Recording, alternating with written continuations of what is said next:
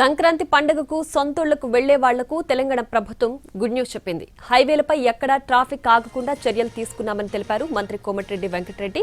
రహదారులను రేపు తాను కూడా ఓసారి పరిశీలిస్తానని అన్నారాయన.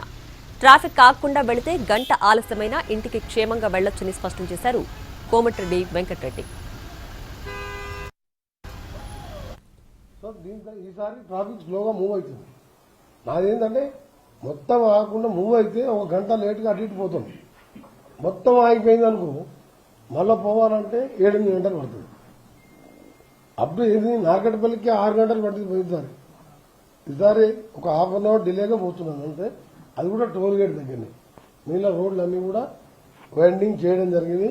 ఈ విధంగా మా ఆఫీసర్లకు, కలెక్టర్లకు, మా RMB, national highway, transport department వాళ్ళు సహకరించినందుకు ఇంకా కూడా ఈ 3 రోజులు కష్టపడాలని, అవసరం ఉంటే రేపు కూడా నేను కూడా ఒకసారి హైవే కూడా ఇన్స్పెక్షన్ చేయడం జరుగుతుంటది.